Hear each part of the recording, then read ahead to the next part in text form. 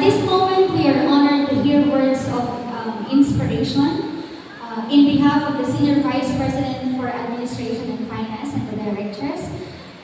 Let us welcome with a round of applause our College Dean, Dr. Emeline Wagan.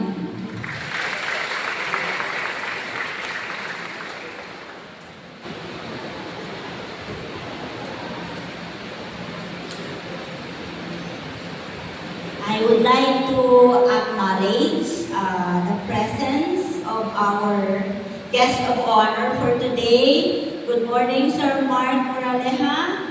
Thank you for coming, sir. And also, I would like to acknowledge the presence of all our beloved parents. Nandiyan po sila. Palakpakan natin ang ating mga magulang na nandito. Okay? Good morning to you all.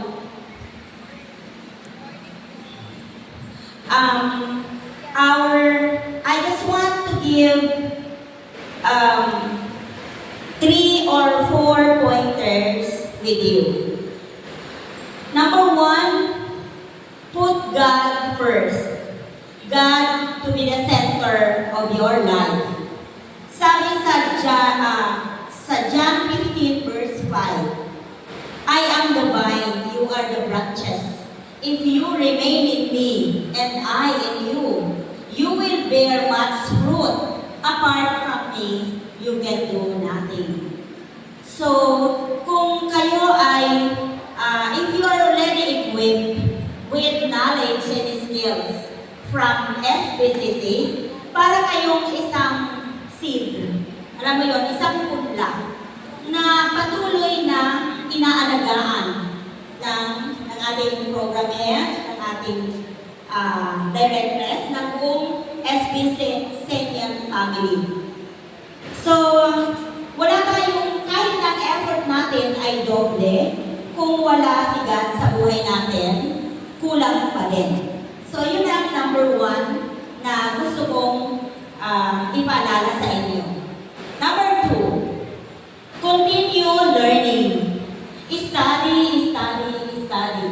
Kahit na tapos na, graduate na, always continue to learn more. Acquire new knowledge. Acquire new development. New skills.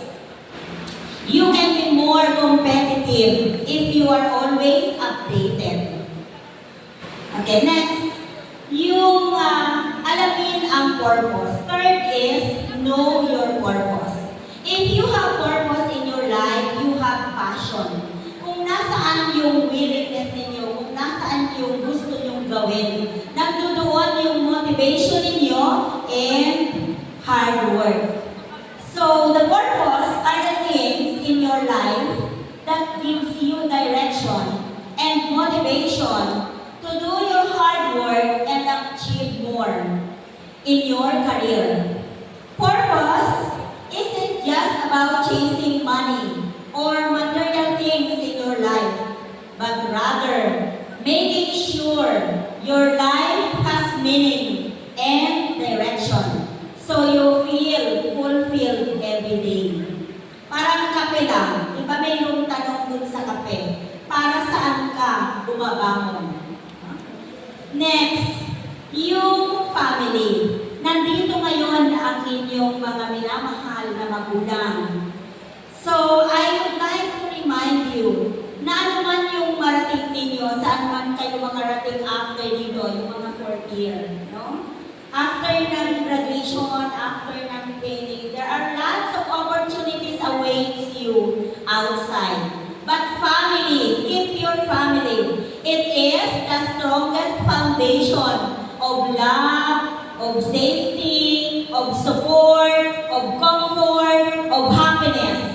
The one you can depend always in times of trouble and uncertainty. Ano man ang magawa, ano man ang tahakin, ano man ang maging resulta, sa inaharap ng didiyan palagi ang ating pamilya. No matter what you go through, family is always there for you. And others, yung good health, yung friends, yung love, at marami pang iba. Congratulations to for having this momentous activity